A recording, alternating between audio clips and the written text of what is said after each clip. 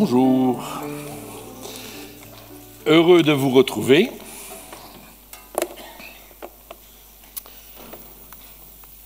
Alors, si notre pasteur a parlé de Noël et des cadeaux, moi je voudrais simplement faire un retour sur Noël, sur un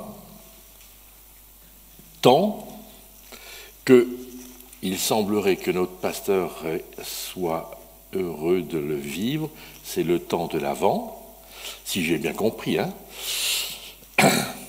Donc il y aura quelque part une histoire sur l'Avent dans notre prédication de ce matin. Le temps de l'Avent, c'est le temps mois de décembre, comme disait un de nos amis malgaches qui vient d'arriver en Europe, je ne comprends pas comment vous pouvez vivre dans un pays aussi gris. Il n'y a jamais de soleil. Ça, c'était ce qu'il disait. Et c'est vrai que tout est gris à l'extérieur de la météo, mais gris aussi dans nos cœurs. Quand on ouvre les annonces, ce n'est que des bruits de guerre et autres que nous entendons. Ce matin, je voudrais quand même apporter une note peut-être un petit peu plus claire. Les combats de l'espérance, c'est le sujet de ma prédication de ce matin. Dans le livre de Job, au chapitre 17 et au verset 15, Job dit « Où est mon espérance ?»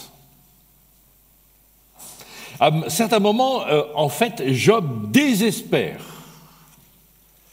Et ce n'est pas ce que disent ses amis qui vont le mettre en joie.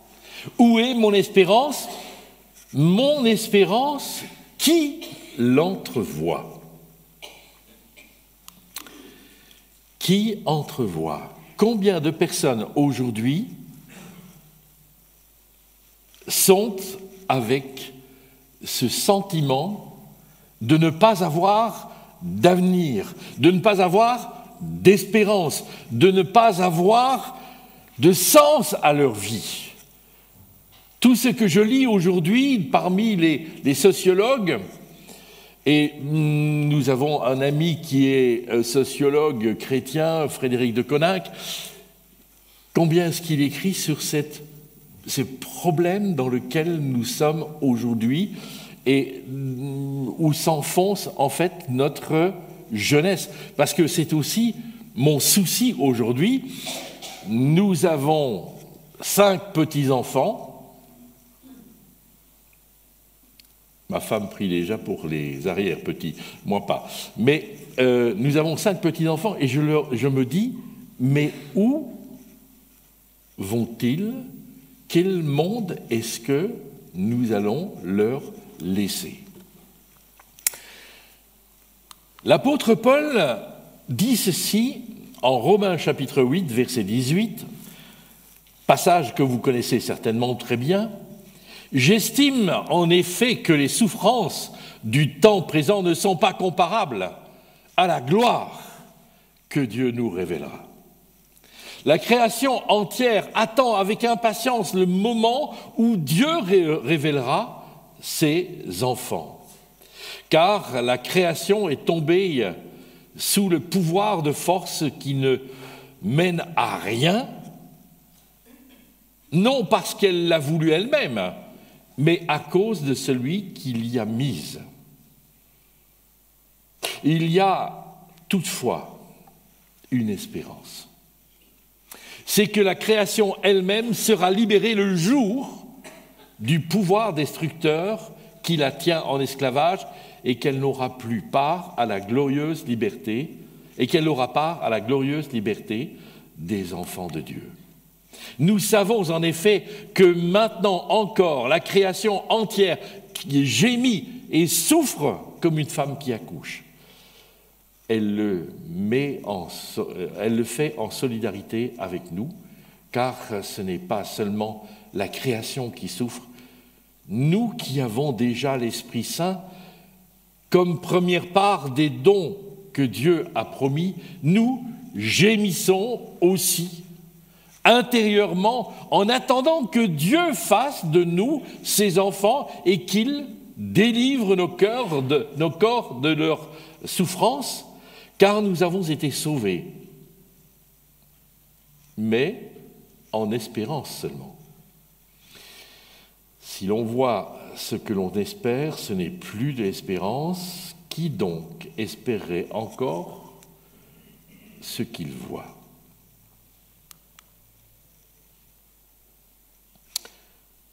Mais si nous espérons ce que nous ne voyons pas, nous l'attendons avec persévérance. Nous l'attendons avec persévérance. C'est en tout cas ce que moi j'essaye vraiment de faire. À certains moments, il est vrai qu'il y a des moments où on est un peu chamboulé dans la vie, mais je me raccroche et je reviens. À côté de chez moi, chez notre voisin, notre propriétaire, il y a un cerisier du Japon. Quand ce cerisier du Japon est en fleurs, il me dit quelque chose. Que me dit-il? Il me dit tout simplement que je sais que le printemps arrive.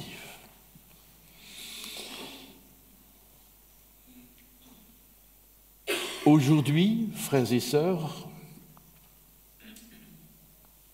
c'est clair que toute la création souffre à cause de la désobéissance de l'homme et de la femme. À cause de cette désobéissance, il y a un monde qui est en souffrance, car en fait compte, il y a quelque chose qui n'est pas terminé. Le mal est la marque de l'achèvement de la création. Le mal, il est partout. La maladie, elle est tout autour de nous. La souffrance, elle existe. Le mal touche les uns et les autres. Combien de personnes rencontrons qui sont tristes, en difficulté? Au dire des sociologues, le réchauffement climatique et la guerre en Europe mènent à mal l'espérance des Français, en particulier dans le milieu médico-social. Le mal il est partout. Et je ne crois pas qu'il y ait quelqu'un qui dise le contraire. Le mal est présent. Un ami m'a confié un jour sa profonde déception. Sa femme en aimait un autre.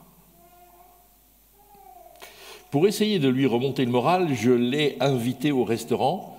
Pendant le repas, la radio annonçait les nouvelles du jour, coup d'État meurtrier en Afrique, guerre au Kosovo. Ce n'est pas d'aujourd'hui, c'est clair. Mais j'ai toujours la mémoire et le souvenir. En fait, tout cela n'arrangeait rien. Soudain, il m'a dit cette phrase, Et c'est la phrase qui frappe, qui choque. Je crois en Dieu. S'il n'existait pas, il y aurait de quoi se tirer une balle dans la tête. Je ne vais pas revenir sur le problème de la jeunesse, je ne vais pas revenir sur le problème du suicide, je ne vais pas revenir sur les difficultés que l'on rencontre, mais je voudrais dire une chose. C'est que c'est vrai qu'en fait, le mal, il est absurde. Nous sommes dans un monde, quelque part, qui est absurde. Et quelqu'un d'autre l'a dit avant moi, c'est Victor Hugo, dans son exil à Guernesey. Il a dit « Il pleut sur la mer alors que le Sahara a soif et réclame. » Et Victor Hugo a terminé en disant « Ce n'est tout bonnement que l'histoire universelle. »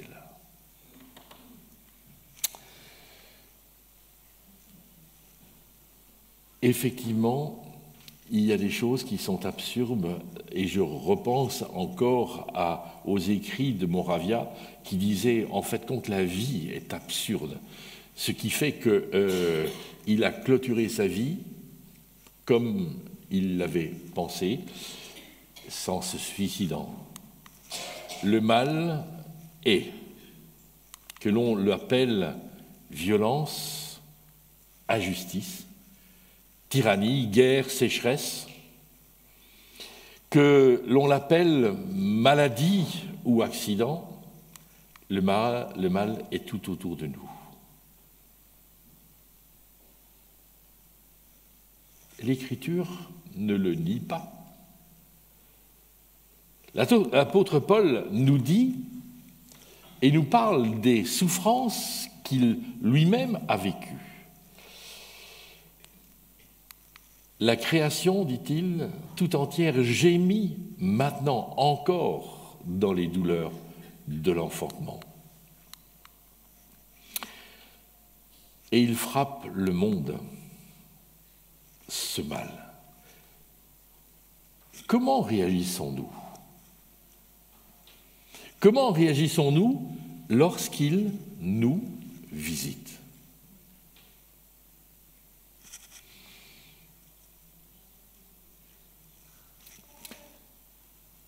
Lorsque nous sommes partis à Madagascar en 2022, ma femme et moi, nous sommes revenus avec quelque chose qui était un indésirable dans les valises.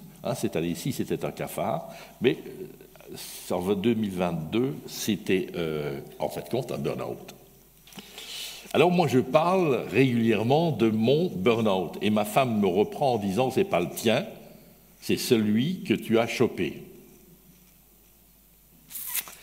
Bon, ça n'empêche que ce burn-out, il m'a vraiment pompé la vie et que je me suis replacé devant Dieu en disant mais pourquoi est-ce que je suis atteint par toutes ces angoisses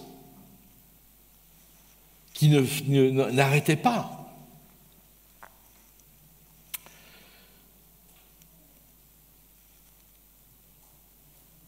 Et je me suis dit, pourquoi à moi ? Je suis en service, je suis dans le ministère, pourquoi est-ce que ça m'arrive à moi ? Et cela m'a fait penser à ce que j'avais lu d'un aumônier d'hôpital qui disait « Quand un chrétien me dit qu'il a perdu la foi parce qu'il a souffert, je me demande pourquoi ce qu'il appelle ici sa foi,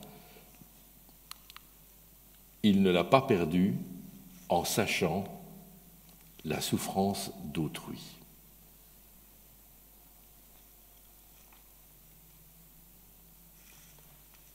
Problème. quand ça m'atteint, moi, c'est pourquoi? Pourquoi est-ce que tu me fais cela? Pourquoi est-ce que, quelque part, je suis la victime? Mais tout autour de moi,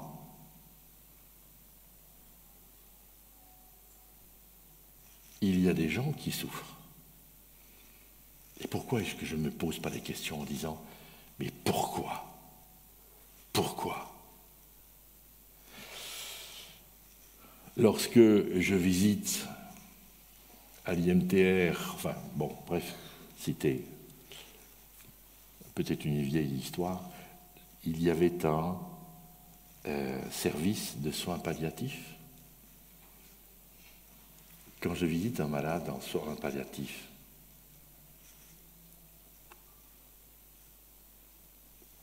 et qui me raconte ses souffrances, pourquoi est-ce que ça ne m'atteint pas, moi?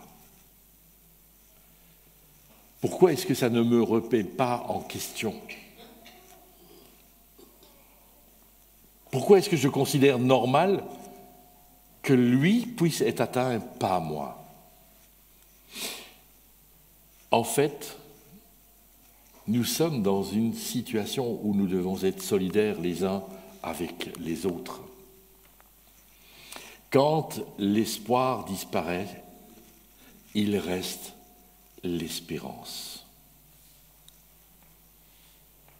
Quand l'espoir disparaît, il reste l'espérance. L'espérance, c'est une conviction qui est quasiment irrationnelle.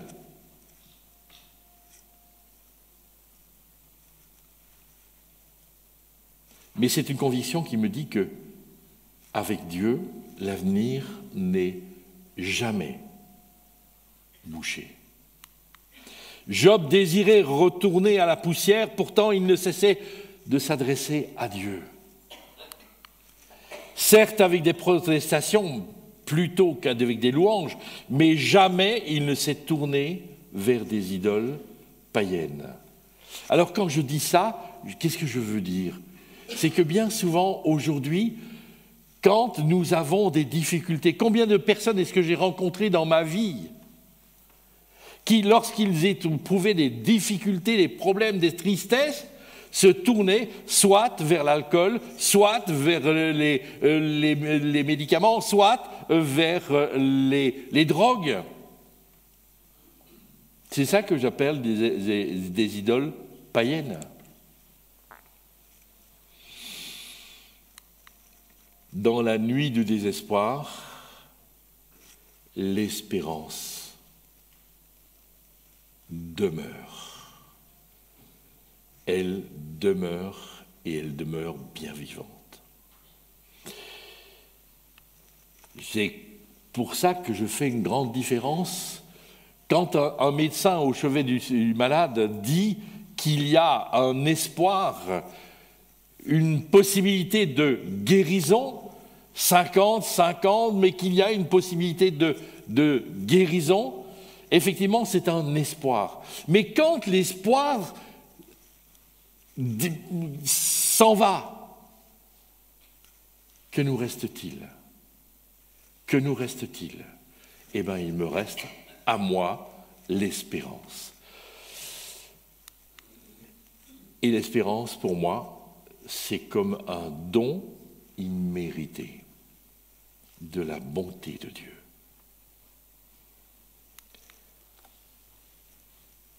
Je reviens à ma branche de cerisier du Japon.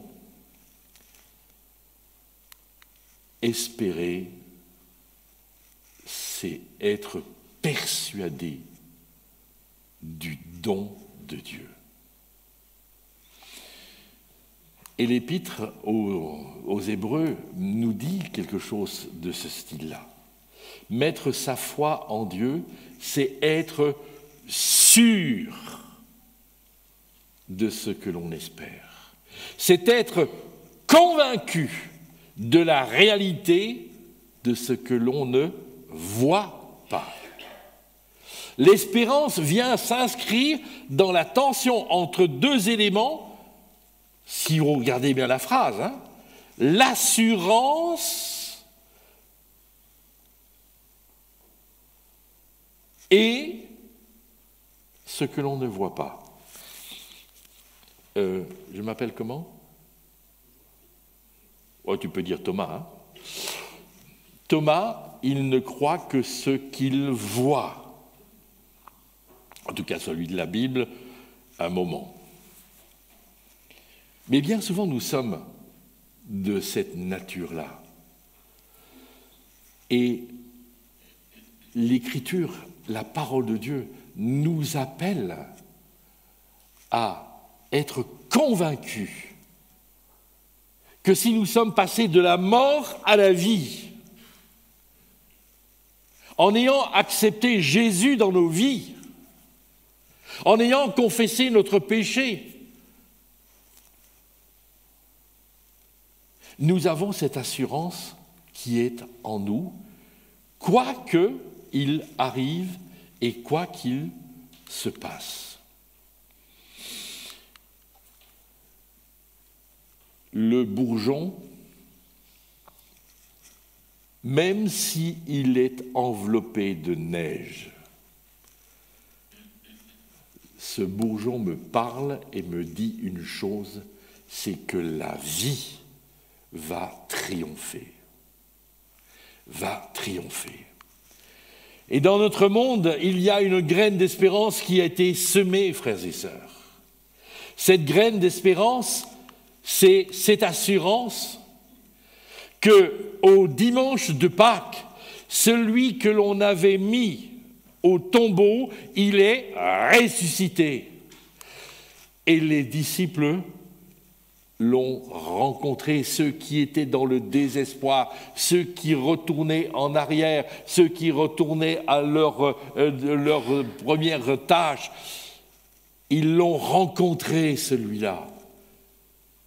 Il est venu le chercher, il a rencontré les disciples d'Emmaüs, ils ont ouvert leurs yeux, ils l'ont reconnu, et c'est alors qu'ils sont repartis vers Jérusalem en disant « Le Seigneur est vraiment ressuscité ». Si nous croyons en la résurrection, l'espérance est ce principe qui nous permet de regarder au-delà de la réalité, au-delà du visible.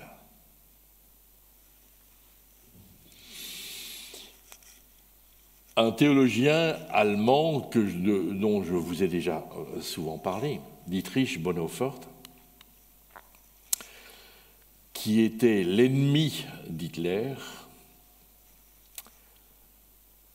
a écrit à un de ses amis, un évêque anglican, George Bell, il écrit le 8 avril 1945. Et ce qu'il lui écrit, c'est ceci. La victoire est certaine. De quelle victoire parle-t-il ? De quelle victoire parle-t-il ? On est en 1945. De quelle victoire parle-t-il ? La fin de la guerre. Alors, c'est certainement une bonne question, une bonne réponse. Mais ce n'est pas peut-être la seule bonne réponse. Vous permettez que j'en mette une à côté de la vôtre ?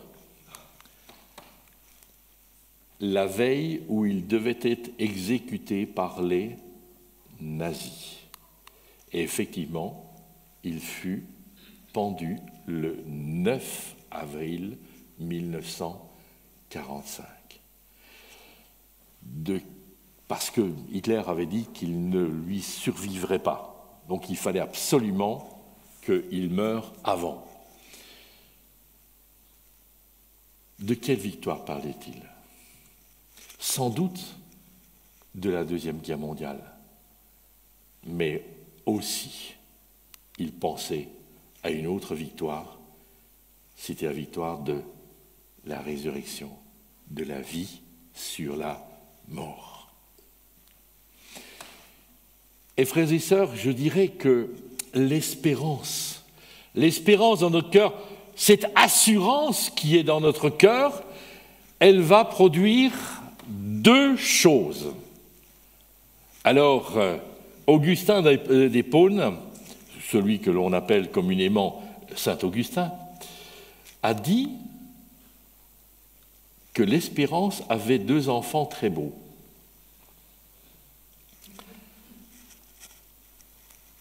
Tenez-vous bien, parce qu'il y en a un que l'on comprend, peut-être que l'autre on ne le comprend moins bien. Mais ces deux enfants, le premier, c'est le courage. Cela, l'espérance nous dynamise, nous produit la capacité de pouvoir envisager l'avenir. Et la deuxième, dit saint Augustin, c'est la colère.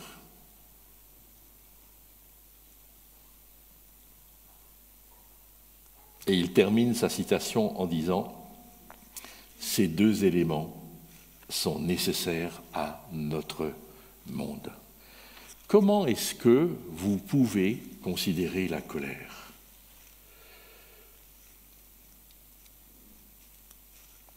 Tout simplement ceci.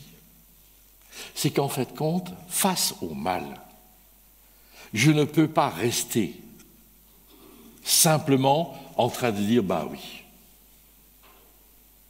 c'est comme ça. Dieu l'a voulu. » D'ailleurs, il est coupable de tout,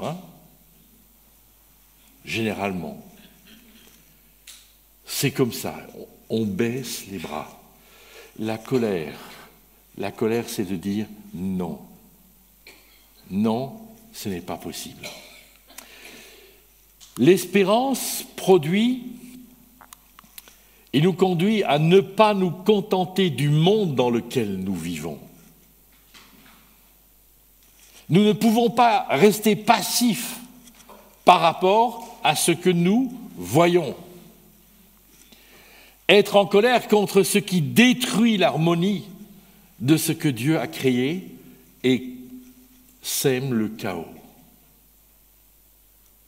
Vous allez me dire, mais la colère, est-ce que c'est bien biblique ? Mais s'il vous plaît, relisez les psaumes.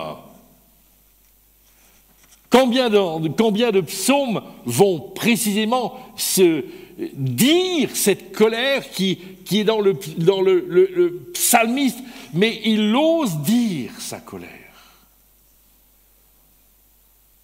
Combien de fois, au chevet de quelqu'un qui était malade, et je dis, mais pourquoi est-ce que tu intériorises ta colère ? Pourquoi est-ce que tu ne l'exprimes pas ? Pourquoi est-ce que tu ne la mets pas dehors, en dehors de toi ?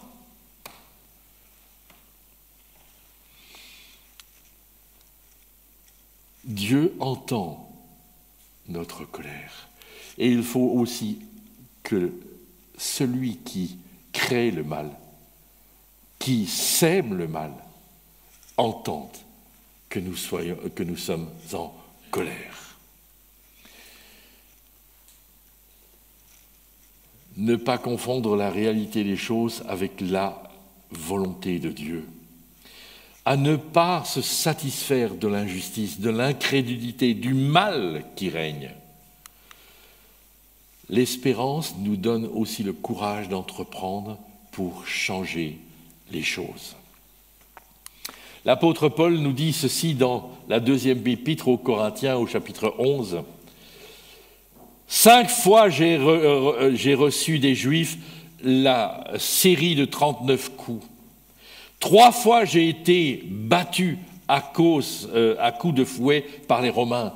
Une fois, on m'a blessé en me jetant des pierres. 3 fois, j'ai fait naufrage. Une fois, je suis resté un jour et une nuit dans les flots. Dans mes nombreux voyages, j'ai connu les dangers dus aux rivières qui débordent, aux brigands, les dangers dus à mes compatriotes juifs ou à des non-juifs. J'ai été en danger dans les villes ou dans les lieux déserts, en danger sur la mer et en danger parmi les faux frères. J'ai connu des travaux pénibles et de dures épreuves. Souvent, j'ai été privé de sommeil, j'ai eu faim et soif. Souvent, j'ai été obligé de jeûner, j'ai souffert du froid et du manque de vêtements, et sans parler du reste. Mais l'espérance de Paul, elle est dans ce verset, rien ne pourra nous séparer de l'amour de Dieu manifesté en Jésus-Christ, notre Seigneur.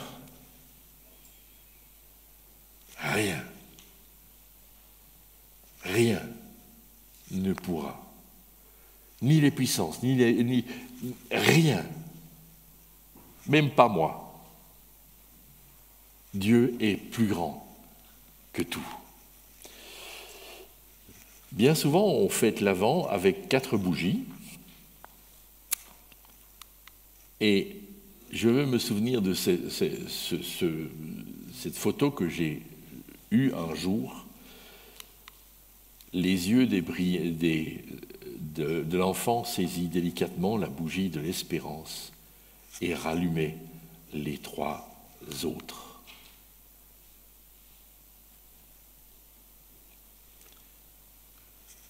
Frères et sœurs, il y a l'espérance.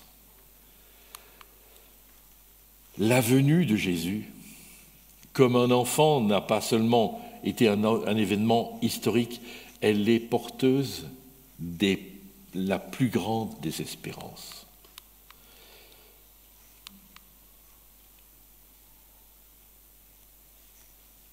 Espérer contre toute espérance. Notre lumière, elle brille dans les ténèbres. Oh, quel beau soleil dans mon âme. Elle brille dans les ténèbres. L'espérance contre toute espérance. Et je voudrais juste simplement terminer par un petit mot de témoignage. Notre fils aîné, il a 55 ans aujourd'hui, ce n'est pas son anniversaire, mais à l'époque, il avait 13 mois, et en fait, à 13 mois, il était dans un état très problématique. On ne va pas passer beaucoup de temps sur cela, mais l'hôpital des enfants avait émis, non pas un diagnostic, parce qu'il ne savait pas de quoi il s'agissait, mais un pronostic possible, c'était que l'enfant allait mourir à brève échéance. Ou rester comme un légume, mais de toute façon, il ne passerait pas l'âge de 10 ans. Notre fils a quand même fait des études universitaires, il a 55 ans aujourd'hui. Il s'est passé quelque chose. Lorsque nous étions dans le tréfonds en train de ruminer sur ce décès possible de notre enfant,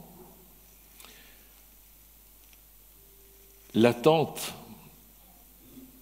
grande-tante d'Anne-Marie, m'a envoyé à moi, le non-croyant, une petite carte, et elle avait choisi cette carte c'était une citation de d'Alembert, qui est un athée bien connu. D'Alembert dit « Toutes les épreuves ne sont pas là pour t'écraser, mais pour que tu les contournes. » Ça, c'était la citation de d'Alembert. Mais derrière, elle avait mis cette citation. Et la foi d'Abraham dit « Espérer contre toute espérance. » ça fait 54 ans. Mais je revois encore cette carte et je relis encore ce texte. Espérer contre toute espérance. Et alors je vous dis la fin de l'histoire, très vite. Anne-Marie a téléphoné à son parrain qui était médecin à Montreux, qui s'est mis en rapport avec les docteurs de l'hôpital des enfants. Il a dit ils ne savent pas où ils vont. Donc voilà ce que je préconise, c'est que vous veniez au CHU de Lausanne, vous occuperez la chambre 473, vous rencontrerez le professeur Gauthier qui vous recevra vendredi à 16h. Voilà comment vous devez faire, etc. Et toi, Anne-Marie, tu logeras chez ta tante à Puy. Boum, au revoir et bonne suite. Eh bien, figurez-vous que quand, 3 semaines après qu'il ait été admis à Lausanne, le professeur Gauthier a dit « Je ne sais pas. Et je ne sais pas du tout quelle est cette maladie. Mais mon assistant, le professeur Déonat, il n'est pas pasteur, le professeur Déonat étudie une maladie qui se répand aux États-Unis. Il y a 10 cas aux États-Unis. Et peut-être que vous, c'est le premier cas en Europe. On le fait revenir en consultation de Boston, on le fait revenir à Lausanne pour qu'il confirme le diagnostic. Et effectivement, c'était le premier cas en Europe. Ce qui fait que notre fils a aujourd'hui 55 ans. Espérer contre toute espérance. Bonhoeffer avait cette assurance, la victoire. Parce que nous avons une victoire aussi sur la mort. Nous n'avons pas toujours l'issue que nous voulons, mais nous avons cette certitude, c'est qu'en fait, en Dieu, il y a une espérance, et une espérance vivante. Je termine par des mots pour prier.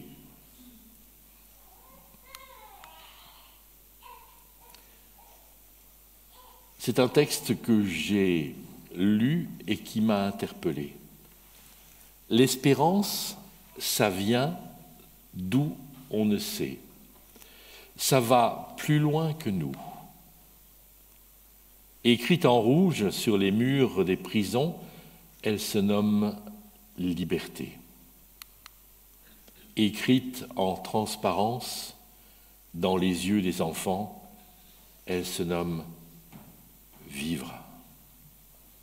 Écrite en bleu sur le gris de nos villages, elle se nomme horizon.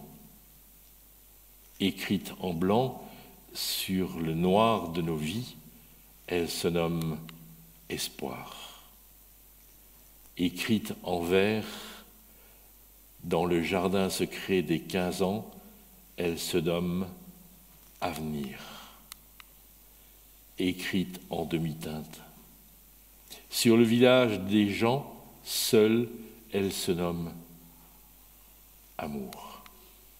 Écrite en rose, sur les traits de nos mains, elle se nomme fraternité.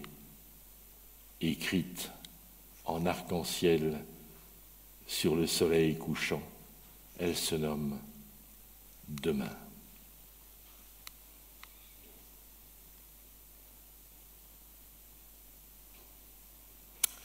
L'espérance, une espérance vivante.